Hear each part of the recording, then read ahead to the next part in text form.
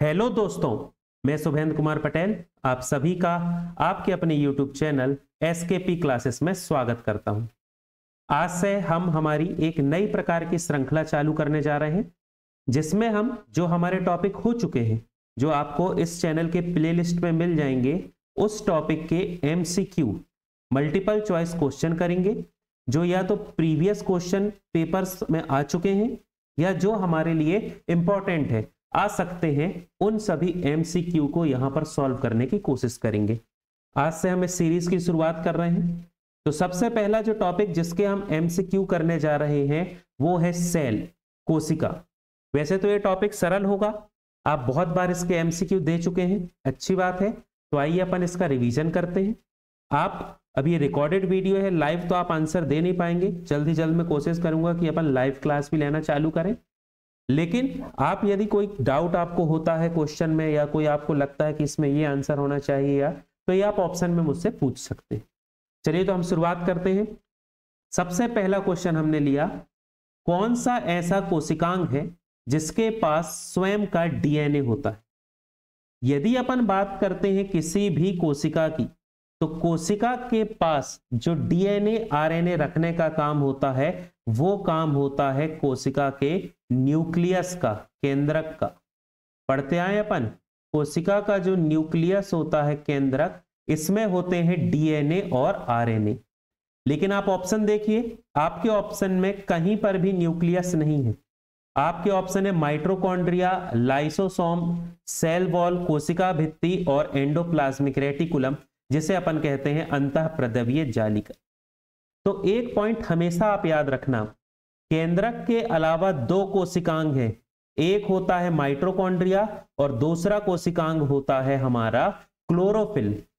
यदि माइटोकॉन्ड्रिया की बात करें तो माइटोकॉन्ड्रिया में जो लिक्विड है उसे कहते हैं मैट्रिक्स, और इस मैट्रिक्स वाले लिक्विड में होता है DNA। वैसे यदि अपन क्लोरोफिल की बात करें तो क्लोरोफिल में होता है स्ट्रोमा, स्ट्रोमा में होता है उसका DNA। तो ऐसा कोशिकांग जिसके पास खुद का DNA होता है, तो आपका राइट आंसर हो जाएगा माइटोकॉन्ड्रिया। और साथ ही साथ एक और होता है जो आप याद रखेंगे, वो कौन सा होता है, क्लोरोफिल। नहीं तो बाकी यदि अपन देखें तो DNA RNA किसके पास होते हैं, न्यूक्लियस के पास होते हैं। ठीक, चलिए अगले क्वेश्चन में बढ़ते हैं। व्हाट इज अ सेल, कोशिका क्या है। Smallest and basic unit of life, smallest and advanced unit of life, largest and basic unit of life, largest and advance unit of life.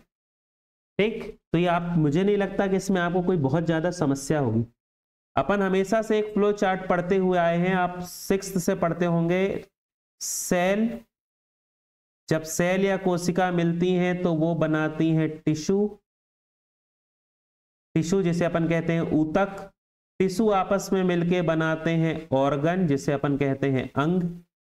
अंग जब आपस में मिलते हैं तो वो बनाते हैं ऑर्गन सिस्टम, या जिसे अपन कहते हैं अंग तंत्र। और इस अंग तंत्र से आखिरी में निर्माण होता है शरीर का। तो अपन कह सकते हैं कि शरीर का निर्माण करने के लिए जो सबसे छोटी इकाई थी, जो सबसे जरूरी इकाई थी, वो है सेल या कोशिका। तो सबसे छोटी इकाई तो दो जगह मिल रहा है आपको, स्मॉलेस्ट, स्मॉलेस्ट, लेकिन एक जगह है बेसिक और एक जगह है एडवांस्ड। तो बिल्कुल बेसिक यूनिट होती है, यहीं से लाइफ की शुरुआत होती है। तो इसीलिए सेल या कोशिका को कहा जाता है smallest and basic unit of life, या आपने सुना होगा structural and functional unit of life. तो ऑप्शन को देखते हुए यहां पर अपना सही जवाब हो जाएगा smallest and basic unit of life. चलिए अगले क्वेश्चन बढ़ते हैं। What is a cell biology. Cell biology को यदि आपको किसी प्रकार का कंफ्यूजन हो, तो सेल बायोलॉजी मतलब याद रखना स्टडी ऑफ सेल, इसे अपन कहते हैं साइटोलॉजी। विज्ञान की वह शाखा जिसमें कोशिका का अध्ययन किया जाता है, उसे कहते हैं साइटोलॉजी। साइटोलॉजी के जनक, फादर ऑफ साइटोलॉजी, कोशिका विज्ञान के जनक अपन कहते हैं रॉबर्ट हुक को, क्योंकि रॉबर्ट हुक ने कोशिका की खोज की है। अब क्वेश्चन में आपसे क्या कह रहा है, what is cell biology, study of cell division only study of cancerious cell, cancer की सेल का अध्ययन, study of cell structure and function, study of metaphase of a cell. यदि अपन मेटाफेज टर्म की बात करें तो ये सेल डिवीजन, कोशिका विभाजन में आने वाली एक अवस्था है जिसके बारे में बस तो अपन पढ़ेंगे नहीं। ऐसा तो है नहीं कोशिकाओं में केवल कैंसर वाली कोशिका ही होती है, और सिर्फ ऐसा तो है नहीं कि अपन सेल डिवीजन पढ़ेंगे, अपन तो बहुत कुछ पढ़ते हैं, कितने सारे सेल ऑर्गन हैं, उन सेल ऑर्गन के अलग अलग काम है, उनको भी पढ़ते हैं।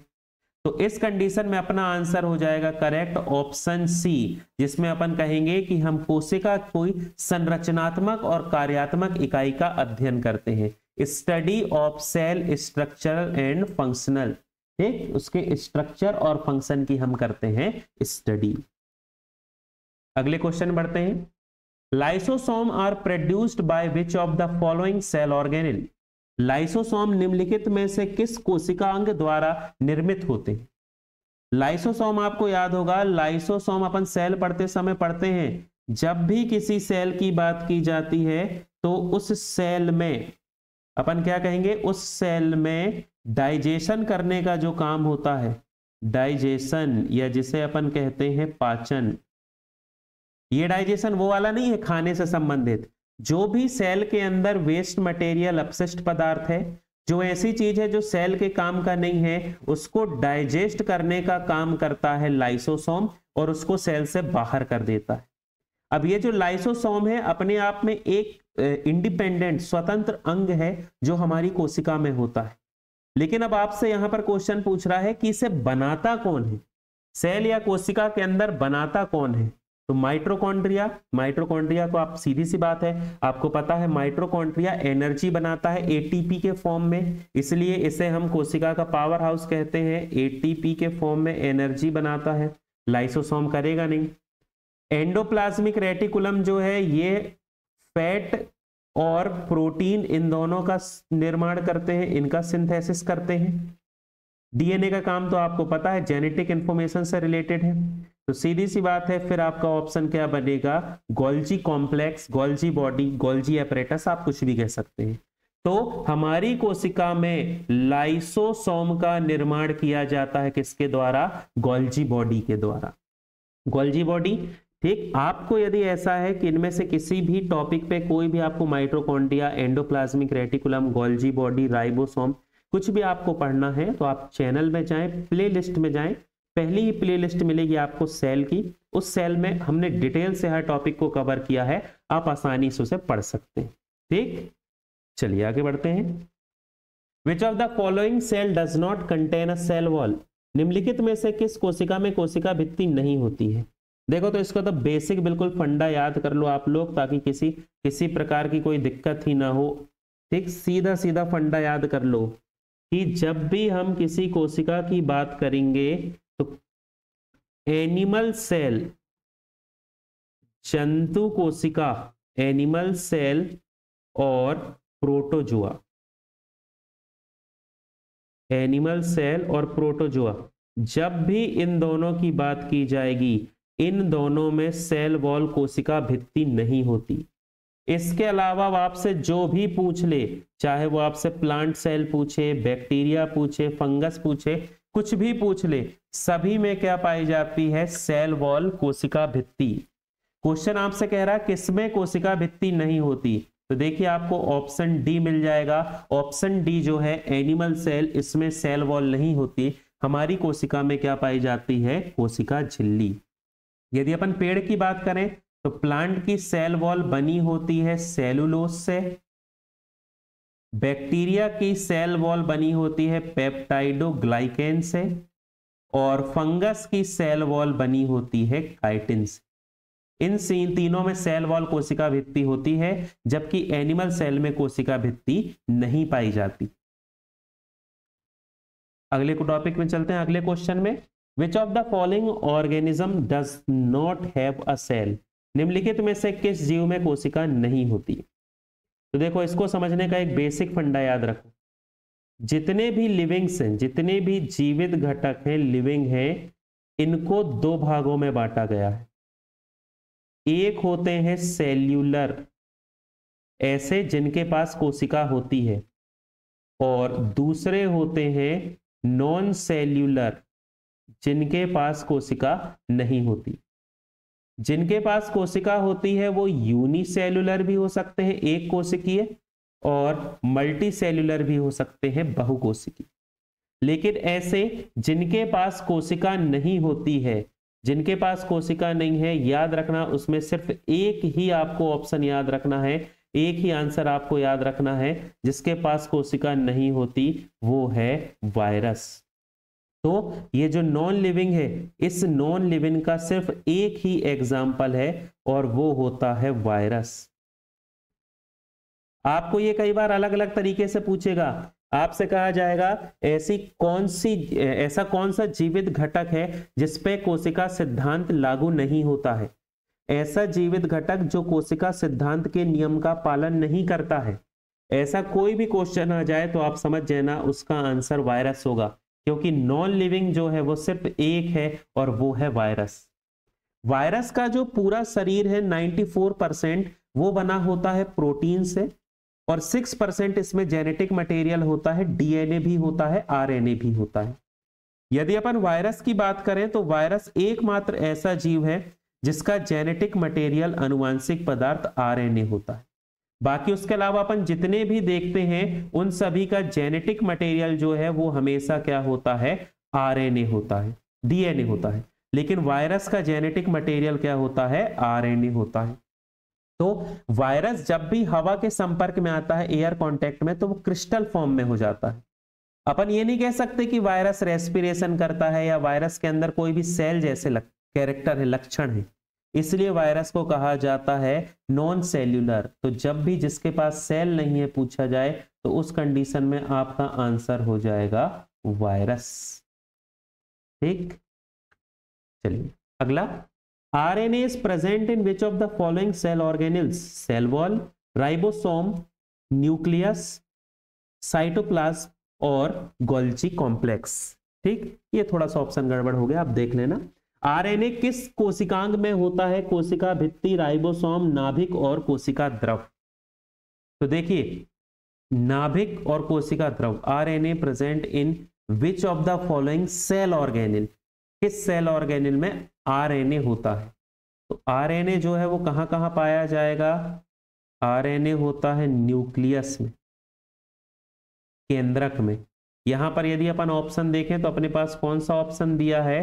तो अपन को यहां पर ऑप्शन जो दिया है वो है न्यूक्लियस, केंद्रक। देखो, आरएनए डीएनए किसके पास होते हैं? माइटोकॉन्ड्रिया के पास होगा, क्लोरोफिल के पास होगा। इनके दोनों के पास डीएनए है और साथ ही साथ क्या होता है? आरएनए। अब यदि अपन बात करते हैं न्यूक्लियस या केंद्रक, तो केंद्रक के पास डीएनए भी होता है और आरएनए भी होता है। ऑप्शन में आपसे क्या दिया है? केंद्रक दिया है। ठीक, तो आपका सही जवाब हो जाएगा सी, न्यूक्लियस केंद्रक। आगे बढ़ते हैं।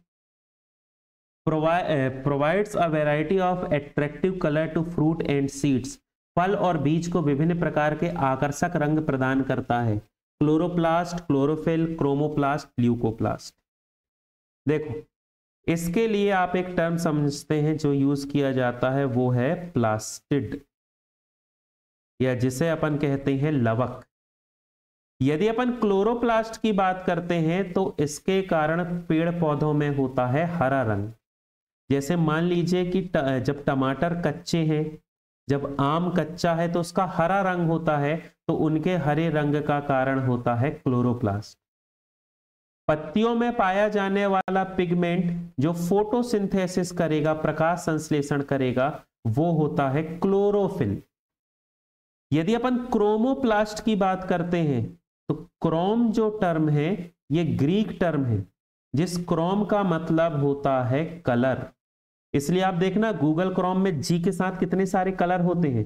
क्रोम का मतलब यहां पर क्या होता है? कलर। तो ऐसा प्लास्टिड जो कलर देता है, तो सीधी सी बात है कलर क्रोमोप्लास्ट। यदि ल्यूकोप्लास्ट की बात करें तो ल्यूको का मतलब होता है श्वेत, व्हाइट या कलरलेस। तो कलरलेस के लिए होता है ल्यूकोप्लास्ट। इसलिए देखना अपनी जो व्हाइट ब्लड सेल्स होती है ना, इनका नाम है ल्यूकोसाइट्स। व्हाइट कलर की है, तो ल्यूको का जो मतलब है वो व्हाइट कलर से होता है। अब यहां पर पूछ रहा है एट्रैक्टिव कलर, मतलब कलर की बात आई है, तो आपका यहां पर आंसर क्या हो जाएगा, क्रोमोप्लास्ट। क्रोमोप्लास्ट ही फल को, फूल को और बीजों को अलग अलग रंग के कलर देता है। उसका भी लॉजिक है, फूल का कलर इसलिए होता है, फूल में जब अच्छे एट्रैक्टिव कलर रहेंगे तो उसके तरफ अलग अलग इंसेक्ट्स, चिड़िया, पक्षी, ये सब आकर्षित होंगे, और जब चिड़िया पक्षी उसके तरफ आकर्षित होंगे तो पॉलिनेशन, परागण की प्रक्रिया को कराने में मदद मिलेगी, जिससे फूल से क्या बनेगा, फल बनेगा, फल से बीज बनेगा, बीज बनेगा तो वो जो पेड़ है वो उसकी आने वाली पीढ़ी आती रहेंगी, उसकी जनरेशन चलती रहेगी। तो ये भी एक लॉजिक है ना कि चमकदार या अच्छा कलर क्यों होता है। आप कहते हो ना कि फूल आपको इतना अच्छा दिख रहा है, फूल कितना प्यारा है, फूल कितना अच्छा दिख रहा है, तो उसका यही कारण है। फूल अच्छा क्यों होता है, ताकि वो पक्षियों को अपनी तरफ आकर्षित करे, चिड़िया को, जो अपने छोटे छोटी मधुमक्खी होती हैं, भंवरे होते हैं, इनको आकर्षित करे और ज्यादा से ज्यादा वहां पर क्या हो सके, पॉलिनेशन। तो जहां पर भी कलर की बात आएगी तो प्लांट में वो कौन करता है, क्रोमोप्लास्ट। ठीक, आगे बढ़ते हैं। उस प्रक्रिया का नाम बताइए जिसके द्वारा कोशिका झिल्ली के आर पार गैसीय विनिमय होता है। Name the process by which gaseous exchange occur across the cell membrane. तो इसमें तो डाउट है ही नहीं, किसी भी सब्सटेंस या पदार्थ का हाई कॉन्सेंट्रेशन से अधिक सांद्रता से लो कॉन्सेंट्रेशन, कम सांद्रता की ओर जाना, उसे हम कहते हैं डिफ्यूजन। अब यदि अपन ऑस्मोसिस की बात करें तो ऑस्मोसिस सिर्फ लिक्विड में होता है, और यहां तो क्वेश्चन में गैस पूछा है। एब्जॉर्प्शन का मतलब होता है अवशोषित कर लेना, अपने पास रख लेना, लेकिन यहां पर एक्सचेंज पूछ रहा है। तो ऐसी प्रोसेस जिसमें एक्सचेंज होगा वो है डिफ्यूजन।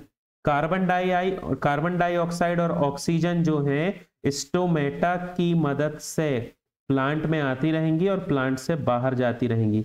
तो कार्बन डाइऑक्साइड ऑक्सीजन या ऑक्सीजन कार्बन डाइऑक्साइड, इनका एक्सचेंज होता रहेगा।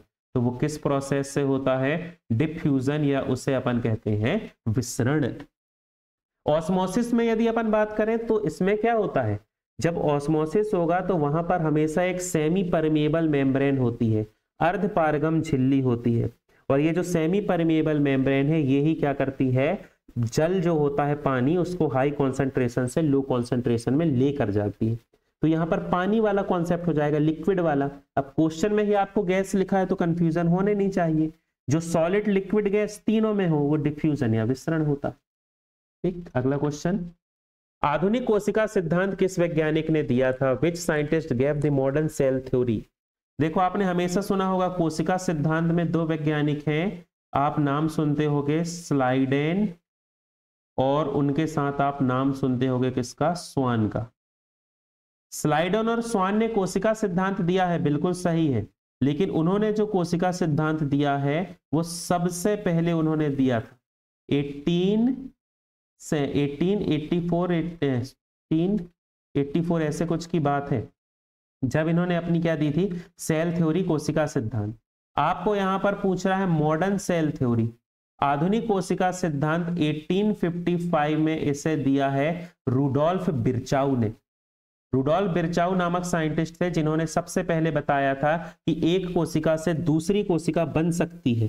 तो उन्होंने जब ये बताया, उसी को आज अपन सेल डिवीजन कहते हैं, लेकिन रुडोल्फ बिरचाउ ने ये कहा था कि एक कोशिका से, प्री एग्जिस्टिंग सेल से न्यू सेल या नई कोशिका बन सकती है, उसे हम कहते हैं कोशिका का आधुनिक सिद्धांत, जिसे दिया है रुडोल्फ बिरचाउ ने।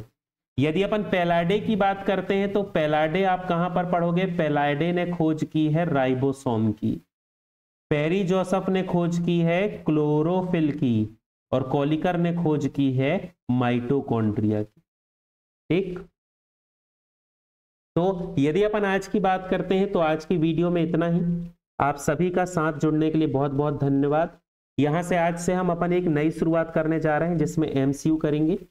इसमें थोड़ा सा मैं प्रैक्टिस करके आप लोगों के फीडबैक जानना चाह रहा था कि आप लोग बताएं आवाज सही आ रही है, जो मैं समझा रहा हूं वो समझ में आ रहा है, डिस्प्ले में सब अच्छे से दिख रहा है। आप अपना बहुमूल्य जो फीडबैक है, इंपॉर्टेंट फीडबैक है, वो जरूर दें। इसलिए आज मैंने क्वेश्चन की जो नंबर है वो कम रखे हैं, ताकि मैं क्या है इसको अच्छे से समझ सकूं। एक दो स्टूडेंट कुछ का फीडबैक आएगा, इस वीडियो को मैं खुद देखूंगा, सुनूंगा, जो कमी है उसको दूर होगी। फिर अगली क्लास से अपन इसे प्रॉपर अच्छे से अच्छे वे में करेंगे, क्वेश्चन के नंबर ज्यादा रखेंगे और मैं कोशिश करूंगा कि कुछ समय बाद अपन इसके लाइव सेशन करने लगे ताकि आप लाइव आंसर दें, तो एक हेल्दी कंपटीशन बना रहेगा। आप सभी का वीडियो से जुड़ने के लिए बहुत बहुत धन्यवाद। ऐसे ही जुड़ते रहें, पढ़ाई करते रहें। कोई भी डाउट हो कमेंट सेक्शन में पूछ सकते हैं। चैनल से जुड़ने के लिए बहुत बहुत धन्यवाद।